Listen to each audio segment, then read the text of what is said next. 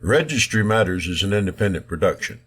The opinions and ideas here are that of the host and do not reflect the opinions of any other organization.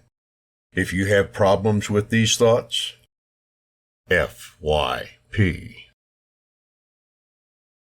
Recording live from FYP Studios East and West, transmitting across the internet. This is episode 248 of Registry Matters. Good evening, fine sir. Happy second episode of December. Yeah, this would be the second episode of December. How are you?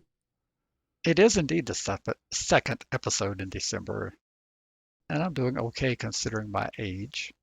I know, right? Do they, like doctors, you're like a first impression kind of person for them, that they have never seen the likes of you before, of that age, advanced age. That is correct. When they run my blood and when they look at my joints, they say that it's remarkable, unlike anything they've seen in their whole medical practice.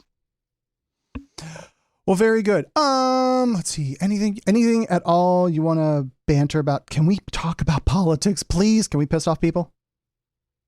I don't think we've got much political on the agenda tonight. I don't believe so. Although indirectly, everything is related to politics, but we don't have any. I'm not doing any economic analysis tonight or anything like that. Do you have any comments about Brittany Griner being released for the trade for Dr. Death or whatever his name is? Well, now, see, I just said there wasn't going to be any politics. There you go. Well, it doesn't seem like a fair trade. What's unfair about it?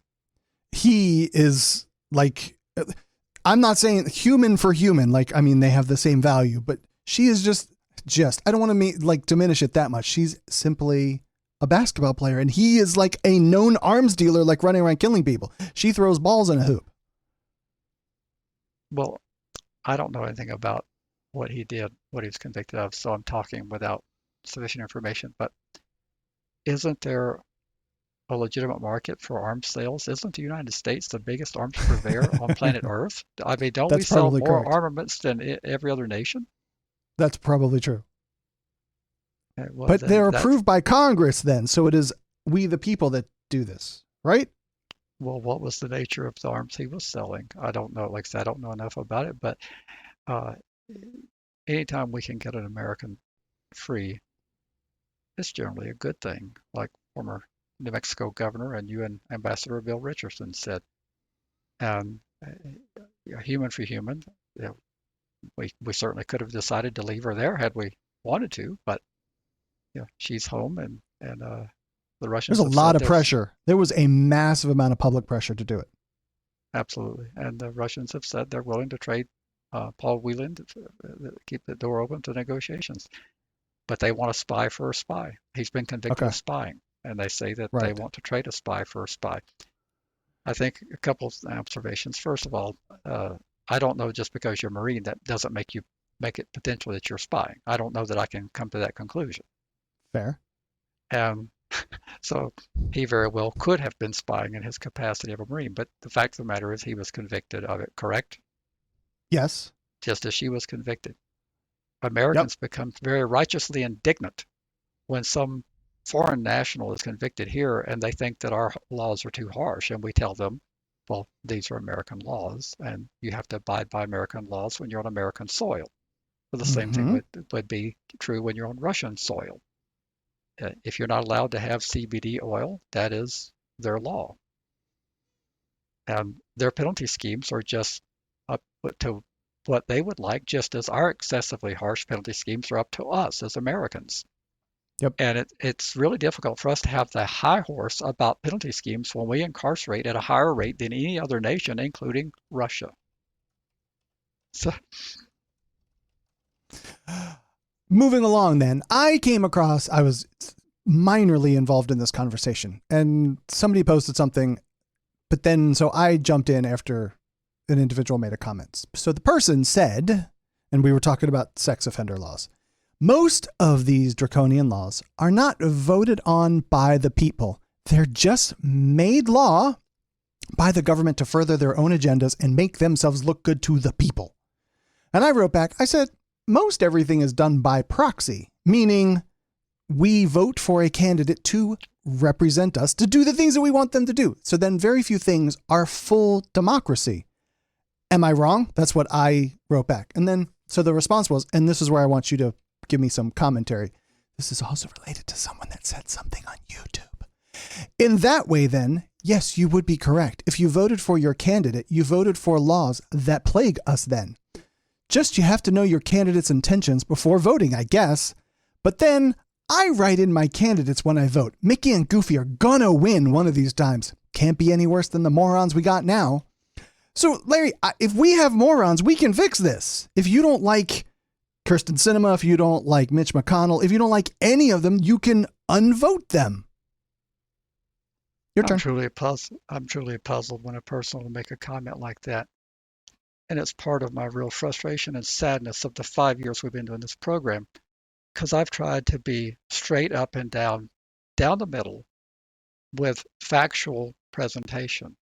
Although people accuse me on YouTube of being otherwise, I try to give concrete examples of what the public policy proclamations are. We play it as straight as possible. When someone runs for office and they campaign on a platform that they're going to be tough on crime, that they're going to make sentences harsher, that people need to suffer and be incarcerated for long periods of time to keep the community safe, and they vilify the other side of the aisle that wants to let people out and have second chances, and they weaken the First Step Act, and they do these things, we give the concrete examples with supporting evidence. We give the sources. We play the audio clips of the people speaking this themselves. And your job as a citizen is to pay attention to what people are telling you. They tell you what they are for and what they would like to do and which way they lean. Trust them on that. It would behoove you to do that. Trust them when they tell you that they believe in law and order. Trust them, because that's what they mean. Now, there are things they tell you that they would like to do that they're not able to do, because we live in a democratic system where you have to secure other support other than your own. So you might want to close Guantanamo, for example, which Obama pledged to do that. He was not able to achieve that goal because there wasn't support in Congress for closing Guantanamo, although they did dramatically reduce the population of people being held in Guantanamo. And of course, the people that tend to lean conservative were very much against that. They said they were turning loose terrorists to fire on Americans again. But I'm really disturbed that someone would make a comment like this. You don't directly vote on whether we're going to make a misdemeanor a felony, or whether we're going to make a felony that's a fourth degree, a second or first degree felony. You're correct. You don't vote on that. But you vote on the person who runs for office that will make those decisions. You have opportunity to give them input when they're on the campaign trail and tell them that that doesn't represent your values, and that if they persist with that position, that you will be withholding your support and possibly voting for their opponent. That's your responsibility as a citizen. Voting for Donald Duck or whatever he said he would do, I mean, that's just a childish reaction. That is not productive, and that does not move the ball forward. All right. Let's move along to a listener question that came in. I've listened to the 2 episodes about interstate compact, and you people are too much. What good does it to tell us what is right there? God, what good does it do to tell us that there is a right to a probable cause hearing and then turn around and say that you don't know how to enforce the right? What good is a right that cannot be invoked? Who sent that in? That's a good question. Well, I don't think that I said that the right cannot be invoked, nor did I even suggest that to my recollection. To the contrary, I suggested that, one, the right should be raised with your attorney if you're in that position, and not to waive the probable cause hearing, and do not agree to an extradition hearing rather than a probable cause hearing. And I said that if nothing works, then you should have an issue to raise on appeal that you didn't get the proper due process during the retaking and revocation proceedings that were held. But that is somewhat of a good question, because a right that exists that cannot be enforced, particularly if no one seems to know what you're talking about, it's very difficult. Oftentimes you're sitting in pre-adjudication, you're already convicted, but you're sitting in a probation violation detention facility, and you have very limited access to communicate with attorneys. And the conditions are usually not optimal for long-term staying, and you want to get out of the place. So it's very tempting to sign anything just to move the process along. But those temptations should be weighed against the fact that you may be put back in a state that's quite a distance from where you're being held in detention, and you may not be able to have what would be considered a proper revocation hearing, because the witnesses that may support your version of what happened, they're in the state where you're serving your probation, and they're not going to be able to make it to the state. If you're in Alabama and your revocation is going to take place in Idaho, how many of witnesses that are favorable to you are going to be able to go to Idaho to testify on your behalf? All right. Moving along then, sir. Well, that's about all I can say, is that I agree. I mean, I'm aware of this conundrum for the difficulty in getting these probable cause hearings. I think this will bleed over into one of the articles that we talk about later about bail reform, where you see that systemically, just because something is an established right, and you assume that attorneys should know the process and judges should know. When we get to that segment, I think we can tie these back together. And just because it's an established right, and has been established since 1972 and 1973, this is long-standing case law that you have the right to a preliminary determination of probable cause before you're shipped across the country. This is not anything new. Well, just so from my own personal point, like when everything first started hitting the fan, I was like, man, I got this. I can handle this. I'll go talk to them. I'll clear this whole thing up. So right off the bat, we played that whole section from the law professor that's don't talk to the police. Like that. We don't teach that. So you don't know what you should do. It's something that you most likely don't have a lot of experience with, of dealing with the whole apparatus, the whole industrial complex that it is. And then after the fact, like you just want to keep your head down and keep your nose clean. But then something of some kind of revocation hearing thing comes up and you again don't know the rules. So you're playing the whole game blindfolded and spun around. And you expect, from what you were taught in your civics and your education growing up, that the attorneys do know the rules, and you expect that the courts and the attorneys on both sides of the equation are going to do their best to protect your rights. And you're shocked when you find out that isn't necessarily the case. Right. Well, let's move along to a question from Michael, and that's the handwritten one, correct? Well, there's the question 2 for RM248. Uh-huh. Yep, that's the one. All right. So hello, and thank you for doing such a great program. I'm hoping you might be able to help me, as well as a few others in prison. Here in the state of Nevada, the courts add a special sentence of lifetime supervision to what seems to be most PFR type charges. None of us are really clear on what lifetime supervision is or what it will be required of us.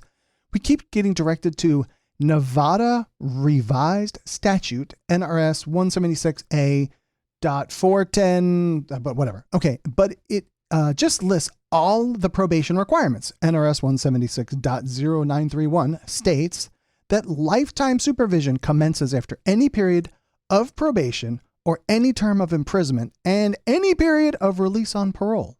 It also talks about petitioning to be released from it after 10 years, but not what it is. As far as we can tell, it's not registry, not probation, and it's not parole, in which all the NRSs we've read made clear when explaining rules and stipulations.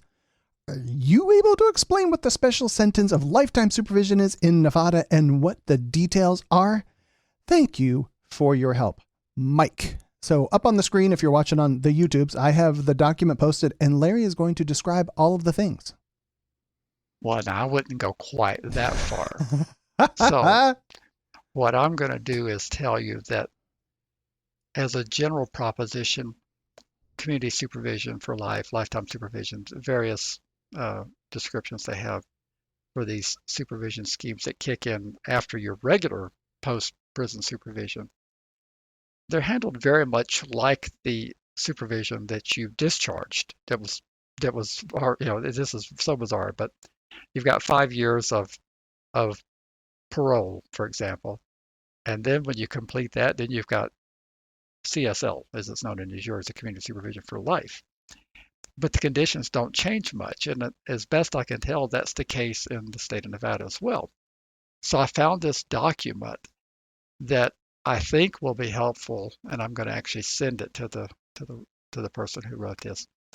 And it's called PFR Conditions of Supervision, and it has quite a few bullets, and we probably don't know if we want to read every single one of them, but our reader is going to read the ones that are most significant in terms of what you need to be on guard for, because I will just about assure you that these conditions are going to be in your lifetime supervision after you complete your regular supervision. That's what I can almost guarantee you from what research I've done. So pick some of these bullets and tell him what he's looking at, what people are looking at in that state. I'm going to read quickly, Larry. I can get through these, but I will read quickly. Okay? All right, let's see what you can do. All right. Submit to a search and seizure of his person, residence, or vehicle, or any property under his control. Surrender your Fourth Amendment is where that one's going. Any time of the day or night without warrant by any parole or probation officer or any peace officer, any peace officer, for the purpose of determining whether the defendant has violated any conditions of probation or supervision of sentence or committed any crime. Next, reside at a location only if it has been approved by the parole and probation officer assigned to the defendant, and keep the parole and probation officer informed of his current address. Accept a position of employment or a position as a volunteer only if it has been approved by the parole or probation officer assigned to the defendant, and keep the parole and probation officer informed of the location of his position of employment or a position as a volunteer. Abide by any curfew imposed by the parole probation officer assigned to the defendant. Participate in and complete a program of professional counseling approved by the division. Stop there. Now let me just ask you this. This seems so bizarre. So let's say hypothetically you had 5 years of supervision and you completed a program of counseling. I know in my state they would actually keep your counseling forever and ever, because it generates money for the treatment provider. But does this mean that conceivably that you could be in counseling and treatment for another 10 years out of your pocket? Because that's what it says. You can petition for removal from this after 10 years. Now, that's sad.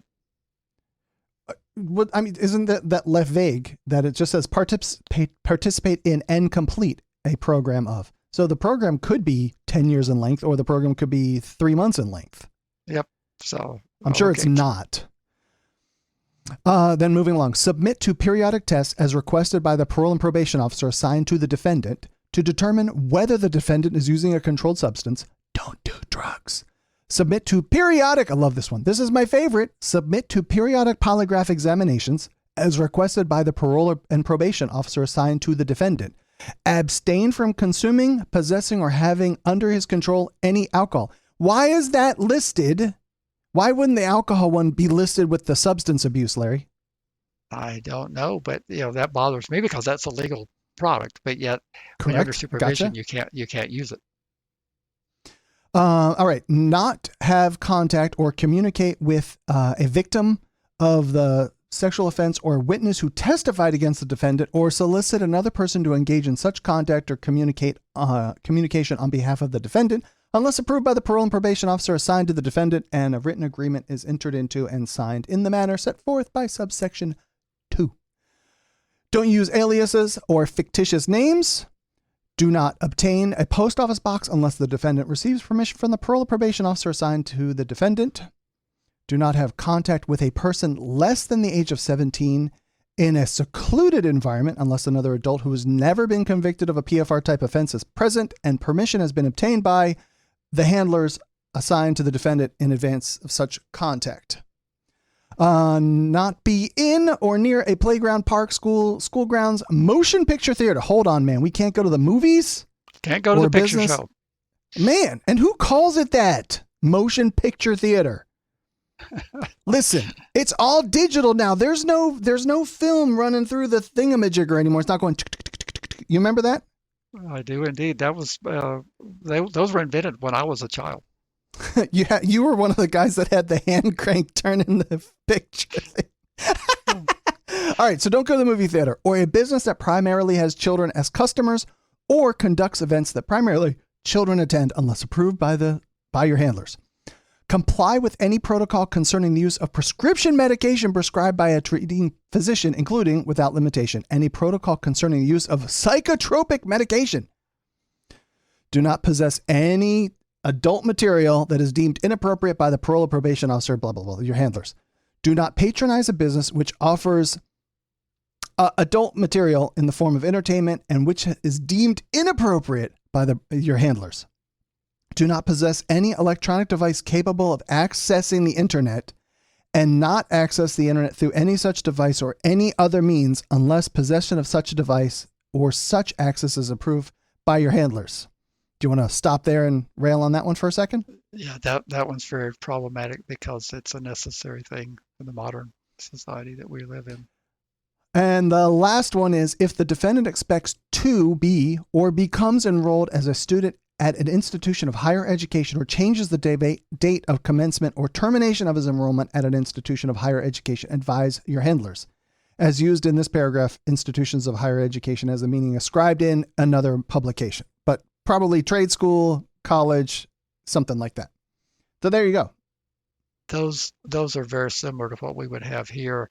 They're not as detailed as what we would have here. We've got a much longer behavioral contract here, but to Mike and all those out there that are listening, you're going to have conditions very similar to these, regardless whether you're on federal supervised release or whether you're on state-imposed probation, unless you're in the state of Maryland, which is pierced wind-driven snow, or unless you're in a particular county in Georgia, which we will leave nameless. But otherwise, these are very common types of things that you're going to be encountering.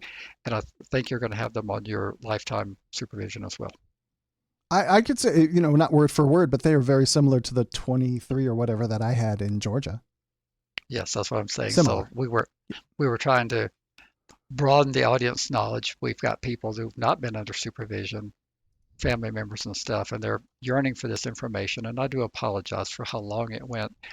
But the people who have not seen these in writing that are listening and trying to get ready for helping their loved one when they come out, hopefully this helped them to understand the types of things that they're going to have to be aware of from the supervising authorities and how they can help their loved one be successful.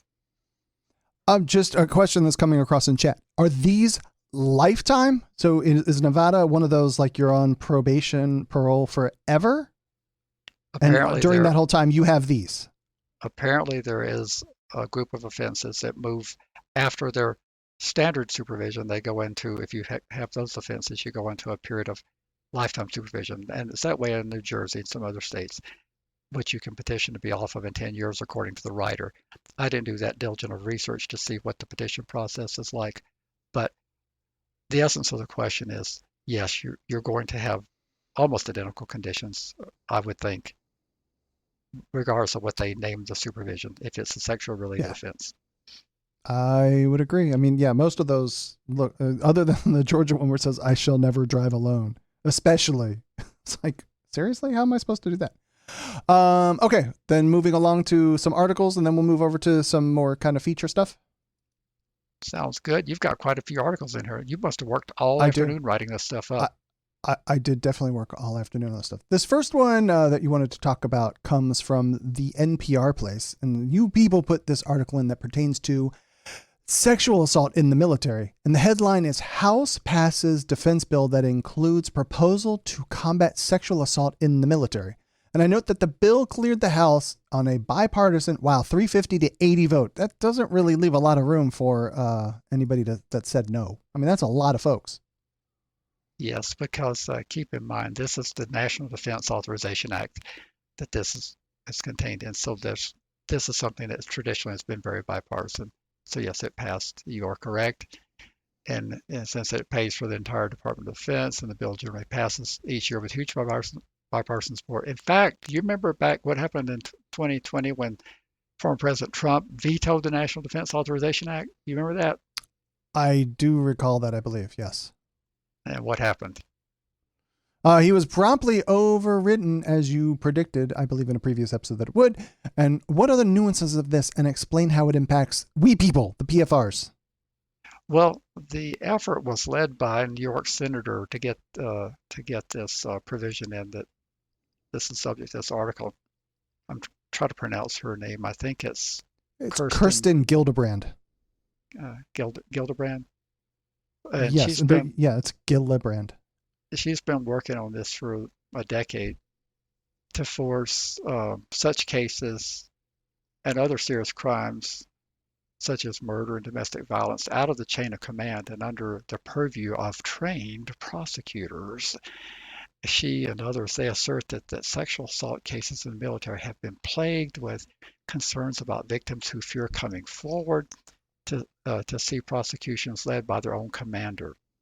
And overall, a very low share of each cases go forward and to trial and resulting in conviction. So that's the problem she's trying to fix. So she says.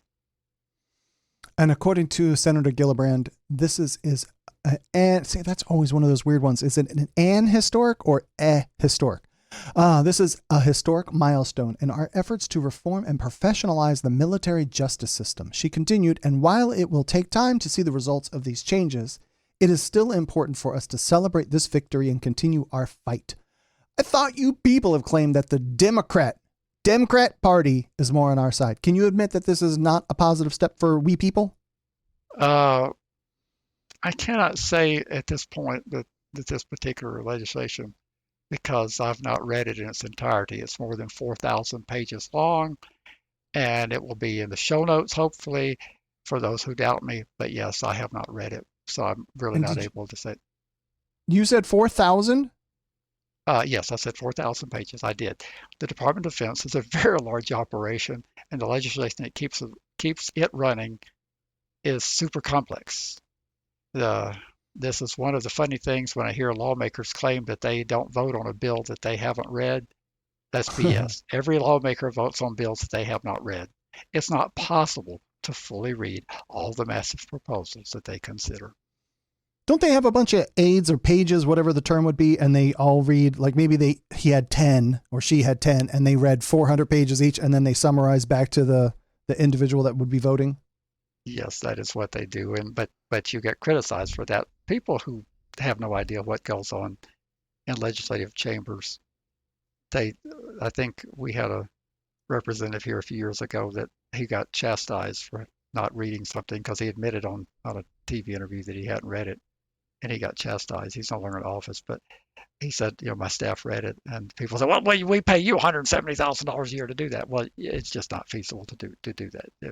If you're going to read a 4,000 page bill, tell me how long that would take with average reading speed. It would take me about 4,000 days. But a senior Democratic aide touted the new changes in the plan, saying it strengthened the fight against sexual harassment in the military by requiring independently trained investigators to probe such concerns and place it under the jurisdiction of a so-called Office of Special Trial Counsel. Outgoing California Democrat Representative Jackie Speer led the fight focused on addressing sexual harassment since the murder of Army Specialist Vanessa Julian, who faced such concerns while she was based at Fort Hood, Texas. And what's wrong with this part, do you think? So just for those out there in Spanish surname, that would be pronounced Guillen, but who's who's keeping score? I don't know yet. I just have my concerns because of what we were told by Ashley, who was with us a few weeks ago, and she stated that there are economic incentives for those to make allegations, and if that is the case, we cannot be sure of how this will play out when it's fully implemented. It's now touted as a system of justice that is worthy of their sacrifice. The article notes that for years, Gillibrand's legislation was met with opposition from the Defense Department, some Republicans, even Democrats. Last year, she saw a major breakthrough partnering with Iowa Republican Senator Joni Ernst, a combat veteran, to pick through bipartisan support to approve a plan in the Senate. Does this mean everyone is on board now? Well, it does not. Senator Gillibrand and Rhode Island Democratic Senator Jack Reed, who happens to chair the Senate Armed Service Committee, openly sparred over several Senate floor sessions last year about this proposal. So according to the article, no, it doesn't mean that at all. I've said consistently throughout this podcast that the Democrats are not right on some of our issues. This would be one where they're not right, but try to understand the reason why they take the position they do. They typically take a position on stuff like this that's emotion. They have bought into the thing about justice shouldn't have an expiration date, so they're not on our side on statute of limitations where they should be. And on this, they have drank the Kool-Aid about all this massive amount of sexual misconduct in the military. And women represent a huge Democratic voting bloc, a huge Democratic voting bloc. The Democratic Party has lost the male vote, particularly the white male vote, a long time ago. And the Democratic Party, for political reasons, has to be on the side of protecting women who are serving the nation. They just have to be. And again, I don't make these rules. I'm just simply telling you the reality of the political pressure they're under. So even if they have, like Senator Reed from Rhode Island, even if they have reservations, it's difficult politically to express those reservations because you're alienating one of the largest, if not the largest, voting bloc of the Democratic Party if you say, well, we don't care. Now that it's under the Office of Special Trial Counsel, Gillibrand said it marks a sea change that could help better protect service members. She went on to say, we now have a system of justice that is independent, that is transparent and accountable, that will hopefully reduce or be free of bias. Do you think POTUS, Mr. President Biden, will sign this? Of course he will. And if he didn't, he would be promptly overridden, just as Trump was back in 2020. He did express, the White House has expressed some concerns, I noted throughout the article, but it wasn't about this particular provision, but there were provisions of concern. But he'll have no choice but to sign this, and he would not take the loss of political capital to veto a National Defense Authorization Act. I mean, he may be having signs of senility, but he has not forgotten how promptly Trump was overridden when he vetoed the National Defense Authorization Act. Not going to happen. Not going to happen. Are you a first-time listener of Registry Matters? Well, then make us a part of your daily routine and subscribe today. Just search for Registry Matters through your favorite podcast app. Hit the subscribe button and you're off to the races. You can now enjoy hours of sarcasm and snark from Andy and Larry on a weekly basis. Oh, and there's some excellent information thrown in there too. Subscribing also encourages others of you people to get on the bandwagon and become regular Registry Matters listeners. So what are you waiting for? Subscribe to Registry Matters right now. Help us keep fighting and continue to say FYP. Another article that you wanted to cover was from the Appeal, and Georgia Sex Offender Registry traps people in debt. As I said, it's from the Appeal. Let's see. So you people put in this article named How Georgia Sex Offender Traps People in Debt and Homelessness from the Appeal. And I think you want to dig in deeper than we typically do with articles. So go for it. I do want to dig a little bit deeper. And the person in the article, where I didn't see the name, so we're going to talk about the person, and that's who we're talking about, the focus of the article. It says, I was arrested in 2010 while engaging in, my glasses are getting fogged up, sex work to survive, and later forced to register as a PFR. Since then, social stigma, footage laws, and crushing monthly court debts have made it difficult to get back on my own 2 feet and succeed after prison. I'd like to show some of the barriers people face in Georgia. That's the purpose. And I'm sure these barriers are very similar, but we both have some connection to Georgia, and we're familiar with how things operate in the Peach State. So this article presented itself. The individual stated, in 2010, at the age of 20, after 6 years of engaging in sex work to survive, I was arrested and charged with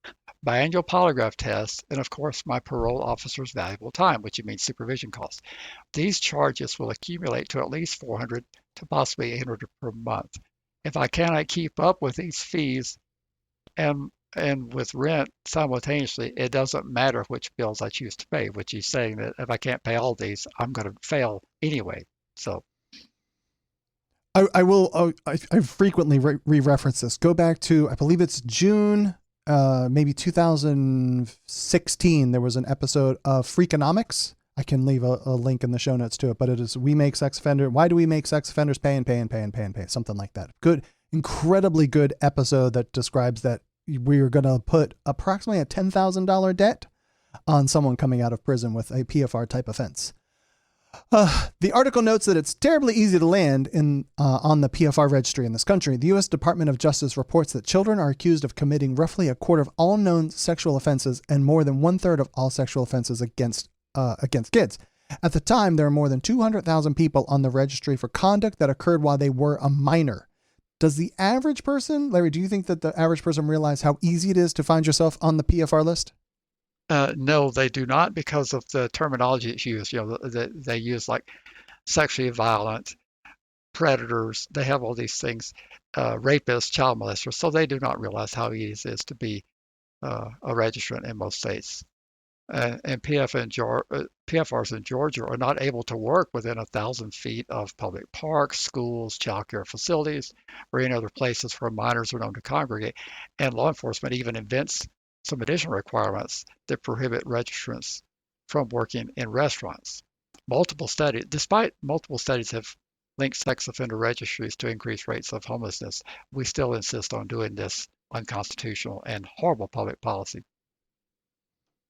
Did I ever tell you about getting denied housing? Because it was like, so the 1,000-foot thingamajigger, and the place I was trying to move into was like 996 or 990, something like that. And they said no. And the place that was a park was over there. And then it was a cul-de-sac and there was a park bench and there was a sign under that said something, something park, but there was just a concrete bench in this cul-de-sac. And that was the park. And I couldn't live in that house because it was 900 and change feet away. Now that's funny. It's ridiculous, man. It's ridiculous. And the house was across the street. So it was like 200 feet from the police station. So, yeah, I hear that all the time. Similar stories. I'm sure you do. Moving along then to an article from USA Today. You put this in here about pretrial detention. It's titled "Federal Magistrates, Prosecutors Misunderstand Bail Law, Jailing People Who Should Go Free." And this is from USA Today. So tell us about this one. Well, according to the article, a Reagan-era law passed by Congress nearly 4 decades ago to change the federal bail system in order to address concerns over rising crime committed by arrestees released pending trial has been widely misunderstood and misapplied by the federal court system's magistrate judges, prosecutors, public defenders, and probation officers, and as a result of a new 2-year study has found. The unprecedented look at federal pretrial detention conducted by the University of Chicago Law School's Federal Criminal Justice Clinic paints a portrait of a judicial system that has neglected the rights of especially poor arrestees and people of color. Such systemic problems are largely a result of what judges and advocates told USA Today is a poorly written war on drugs era statute known as the Bail Reform Act of 1984, an over-reliance on prosecutorial discretion and risk-averse magistrate judges and federal defenders. What changed after the Bail Reform Act was implemented? Well, according to the report, here's what changed. In 1983, less than 24% of arrestees, now we're talking about federal now, so don't misconstrue, 24% of arrestees were jailed pre-trial. By 2019, and it didn't take this long, it was very quickly after that, by 2019, nearly 75% of all of them were in pretrial detention. And as of June 30th, and I'm assuming it's talking about this past year, but of June 30th, 118,000 were federally jailed pre-trial according to the federal court's data. At the same time, the amount of time presumably innocent people spent locked up awaiting trial has increased nearly 7-fold, from an average of less than 2 months in 1985 to nearly a year now, and they're presumed innocent. And we're detaining 3/4 of the people accused of crimes, folks. This was a policy that was passed in the 80s. Congress had to pass it. Reagan couldn't have signed it if Congress hadn't passed it. But there was a lot of public pressure on Congress to do this because of there was supposedly the revolving door of catch and release. And the same thing that was said then is being said with the states now that have implemented bail reform, where they're letting more people out pending trial. But anyway, go ahead. I want to make sure that we are talking about people that are innocent until proven guilty, correct? That is the theory of our Constitution, and I'm shocked. I'm shocked when our people are reluctant to say that. When I hear an interview and the person say that person should, when a victim, alleged victim says that person should be in jail, on what basis do you say that? Well, they did so and so to my husband. Well, Right. they're accused of doing that. They're presumed innocent. So.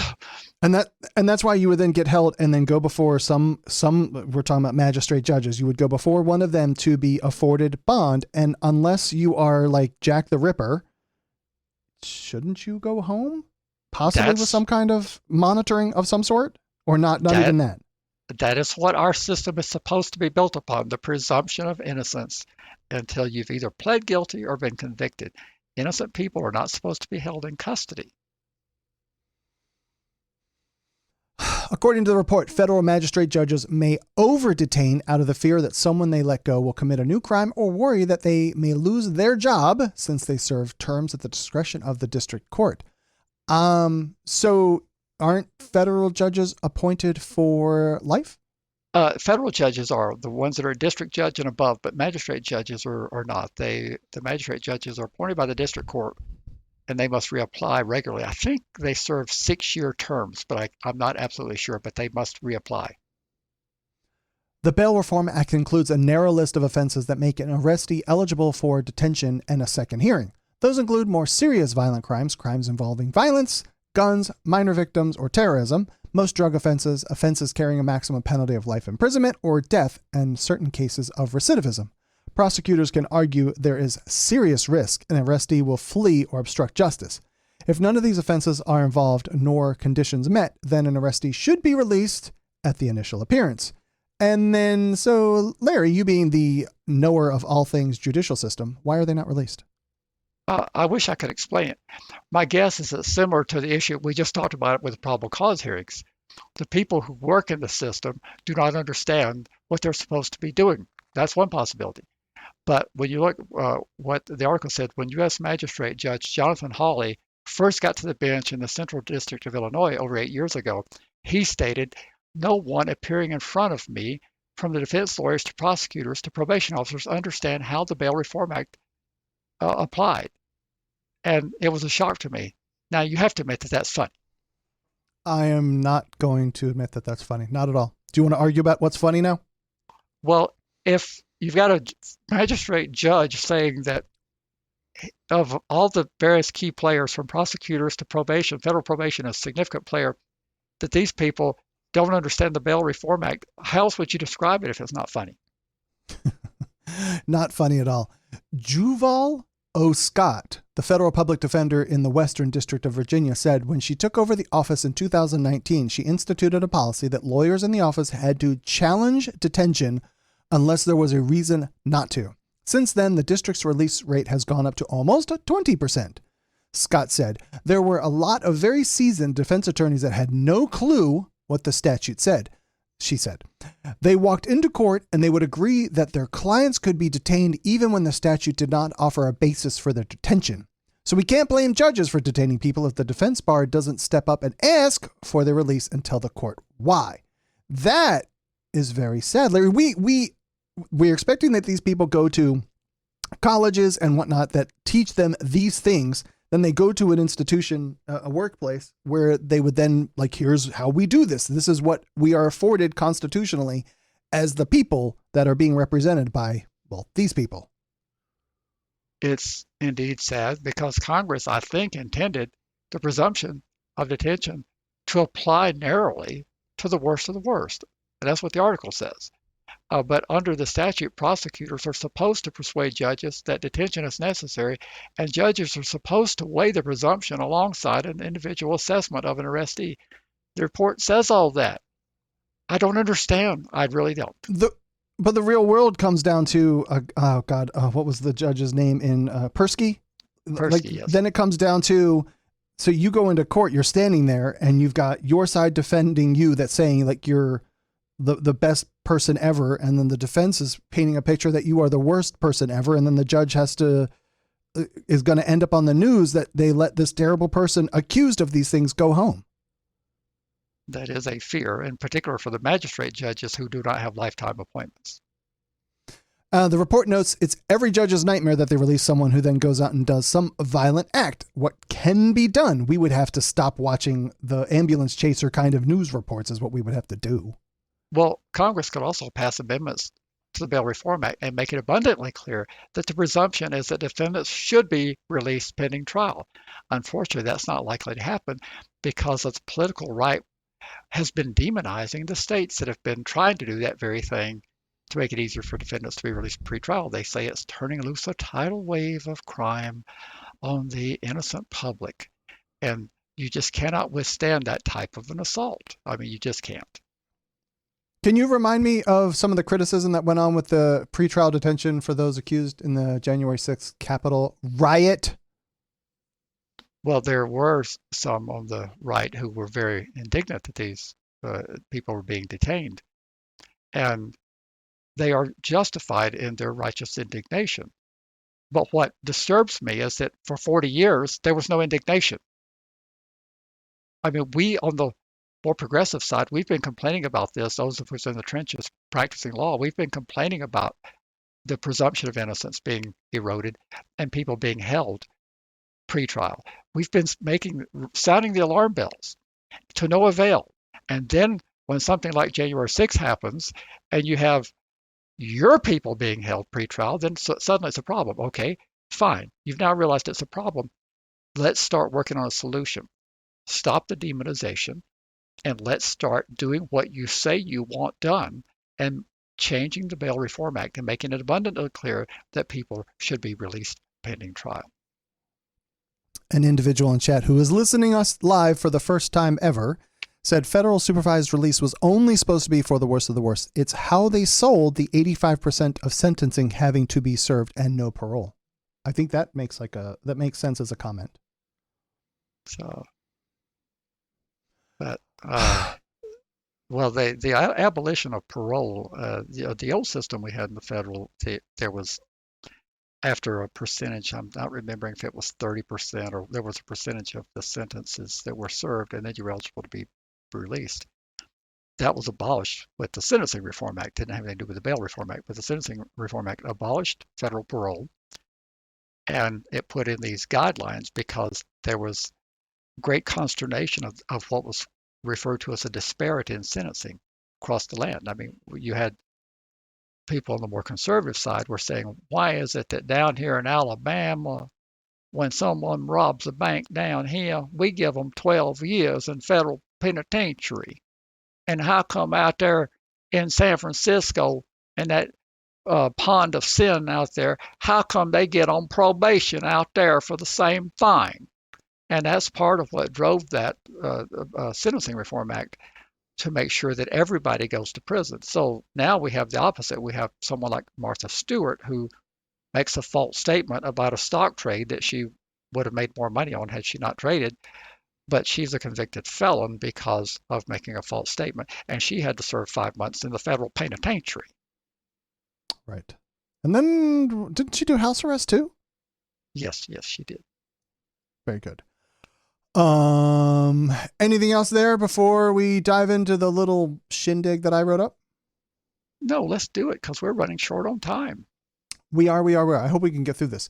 So I saw over on a subreddit for sex offender support, I found a post by someone who was convicted of CP type charges, and he questioned the prevalence of illegal content. And it still makes me wonder, he says, why the government hasn't started a campaign to educate people on the hazards of possessing CP. Do you want to say anything about, do you think that it's the government's job at all to tell you the rules and dangers of having these things? I mean, like anything. MAD was the only thing, but that was driven by that organization. I don't see that our government, local, state, federal, does anything to inform us of what we should or shouldn't be doing. I'm in agreement with you. I'm not sure. I mean, we do have public service type announcements, but I'm not sure that we have those, except for maybe with drunk driving. They tell you, and who pays for those announcements, I'm not sure. But uh, if you don't know that looking at naked children is probably not ideal, then you've got more problems. Now, what I'm told, and I've not experienced this myself, I'm told that sometimes you don't know that you click on something and it opens totally different than what you expected. So I'm over my head on this. I don't know this stuff, but that's what I'm told, that actually people are not looking for it, but they click unknowingly on the stuff and then they've possessed it. That you would then be in possession of it. So first, getting some feedback on this is like, what identifies CP? How is it identified? Is it like SCOTUS said at some point in time, the Supreme Court said, I know it when I see it, when they were referring to porn in general? Is it merely nudity? At some point in time, it crosses a line and it says, yep, that's what that is. Like, how would you, is it just a person in skimpy clothing? So like, how would you even identify what is versus what isn't? I think that would be one area where, like, I don't know when you would call it that. Well, the more egregious is very easy because it's age-based. Sure. You've got anyone under 18 for federal purposes is defined as a minor. So images of nudity, exposing the breast or the genital area. But then I think it goes beyond that. You know, there's these sexually suggestive poses that may qualify as well. Don't do federal work, so I don't know all the things that people get into complications with in the federal system. But it's age-based for sure. And then there becomes experts brought into play when you don't know the name of the person, can't identify the person, so therefore you don't know the age. So you have these experts come in and testify that that's the age of the body development of the person that's depicted in the images. And just, wouldn't that be super fuzzy that some develop very early and some develop very late? That is correct. You could very well have that as a situation where someone could be fully developed and they could be 16 and they could look older. It's very difficult because part of the federal law prevents the images from being turned over to the defense attorney. In the old days, we would just get a copy of all that stuff and we would look at it. But I think after the Adam Walsh Act passed in 2006, now you have to view it under supervision, and it's highly regulated because you're in possession of the porn yourself. So they don't give us a thumb drive with a discovery with those images. We have to go down and take a look. My main focus in this segment is, because you are very skilled with law, policy, and that whole apparatus. That's really the area that I'm trying to focus on with this conversation, not about how is it identified and all that stuff. So, is there any incentive on, is there any incentive by the government to try and curtail this activity, do you think? Well, depends on what, like Bill Clinton said, what the meaning of the word is. Okay. It depends on what you mean by incentive. There is an incentive to arrest people and prosecute people because that keeps the apparatus of law enforcement working, justifies their existence.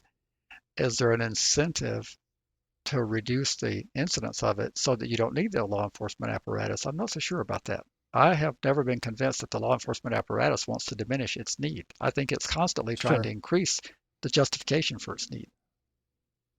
And so I was reading through the comments of the subreddit, so I've summarized some of them to toss at you, and says, one thought, it's a conspiracy. Just follow the money. Nothing is done about it as a way to constantly feed the beast through polygraphs, parole, probation payments, treatment providers, etc. Then throw in bonuses for extra overtime during events like Halloween for all the compliance checks. The question is then, is it simply a cash cow for the various parties? And that's prison, DA, law enforcement, kabuki machine operators, and the like. The what kind of machine operators? The kabuki machine operators. The ones who hook you up to the whole little machine and watch the little needles move back and forth. Can you spell kabuki so we understand how it's spelled? Kabuki. Kabuki machine operator. All right. Do you think that it's just a money machine for them? I have a hard time believing these things come about that way, but they develop and evolve that way. It'd be kind of like the Department of Homeland Security. For example, the Department of Homeland Security was a reaction to 9/11 and the fact that our various agencies could not coordinate well enough to respond quickly. But the Department of Homeland Security has evolved to be one of the big participants in the porn prosecutions. Anytime there's a federal prosecution, you can almost guarantee that the Department of Homeland Security has been involved in it. So I think once these things evolve and grow, kind of like the SMART office with registration, tracking, and monitoring, the federal office that doles out money to the states, it needs to survive. It's not looking to eliminate its existence. So yes, I think the kabuki machine operators, the prosecutors, the defense attorneys, all these people depend on a high level of cases rolling through there. If all of a sudden the federal caseload dropped by 60%, what would happen to all these people? By God, the kabuki machine operators would have to go legitimize their existence and do something real. But what would probation officers, what would pretrial service workers do? What would the people that sell technology, the electronic monitoring, what would all these people do if federal apprehension and enforcement dropped by 50%? If we, the conservatives talk about wanting to downsize government. If we downsize the apparatus by 50% and reduced its capacity by 50% to prosecute and incarcerate, what would happen to all these people who are working in this system? I got to tell you, to some degree, in a lot of those cases, then they would actually move into close to their operating capacity, where many places are operating at 110, 20, 120% of capacity. So they would almost come down to a normal load. So, well, but it would result in a lot fewer people being employed over time, and nobody's Sure. for that. But aren't we interested in like the public safety? So this is almost like, well, we'll let the system, we'll let the content stay out there so that we can continue to arrest and be employed, instead of the overall benefit of society and cutting the head off, killing the beast instead of just chopping a head off. Well, I'm not qualified to talk about how the content gets out there. People say that it's the federal government that runs it. I don't know that. I don't know that it is true. I don't know it's not true. Another aspect of this is something we've mentioned on the podcast, and I don't know if we can ever actually verify it. I know that I've seen articles and heard people say it, but nothing really that verifiable. It says that 50% of the sites that are hosting this type of content are in fact run by government agencies. And the question here is if some number of the sites are therefore funded by taxpayer dollars to ensnare those that access the content into the legal system. I guess in essence, feed the previous question. So I don't know how we would ever verify it, but if the government, our taxpayer dollars, are running the servers that host the content, that I guess it's not entrapment by Larry's definitions, but sure seems like it. Not entrapment, because they're not encouraging you to commit the crime. They're merely providing you the platform for to do something you have a predisposition to do, theoretically. Right. Do you see any sort of parallel? Like, I mean, there's not a cocaine store up the street for you to go buy stuff that's run by the feds. Or I guess there might be. Yeah, I don't know that, but. So how about, and we kind of briefly touched on this, should there be some kind of public information campaign, as Nancy Reagan did back in the day, just say no, likely from peer pressure? Do kids end up drinking and or doing drugs? Should there be some kind of YouTube ads or wherever to help get the word out about the consequences? And would it even help, though? I can't imagine that anybody really thinks looking at this content would be above board. For example, consider what you can buy at Walmart. Some items require proof of ID to buy, like some medicines. They sell guns and ammo, but they're in controlled areas. You have to make something of a concerted effort to find the content that you're not supposed to have. One poster wrote, I think there's an analogy to the drug war, and that I don't think it's a problem we're going to incarcerate our way out of. I think it requires a conversation about ending demand.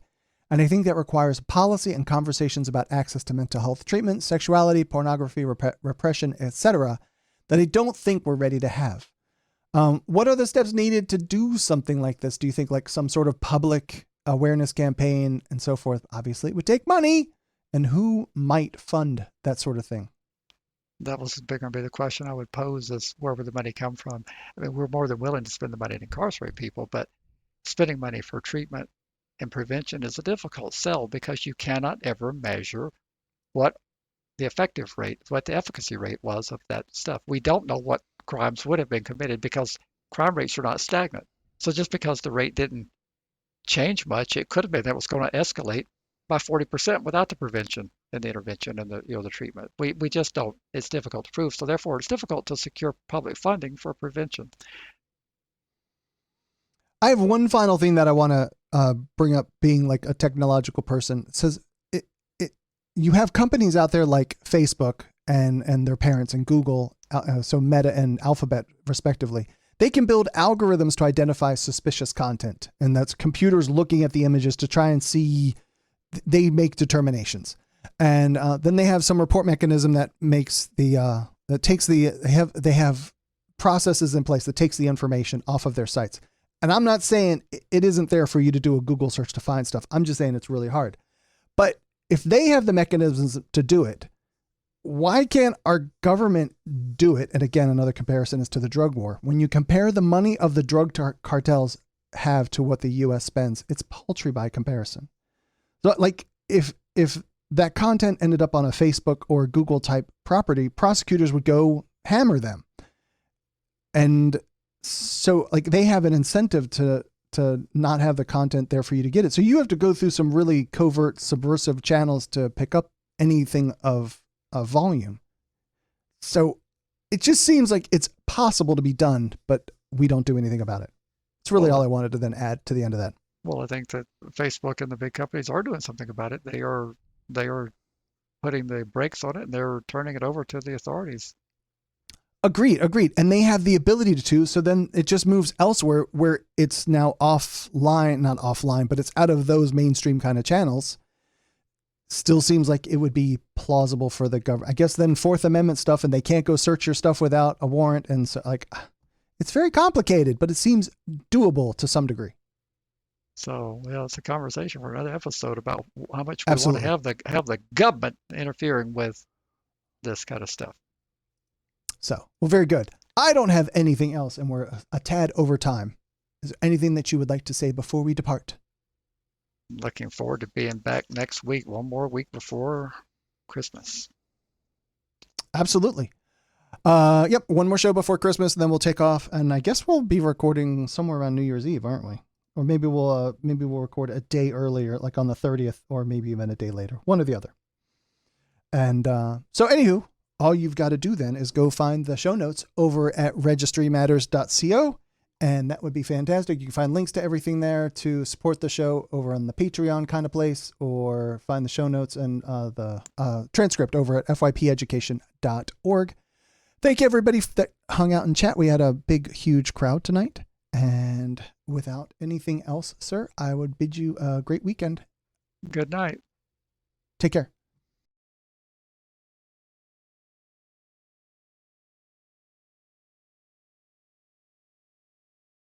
You've been listening to FYP.